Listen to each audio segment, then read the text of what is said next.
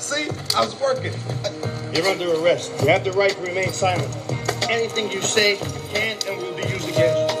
You have the right to return. If you can afford one will be appointed for you. You understand your rights? No. You understand your rights? Yeah,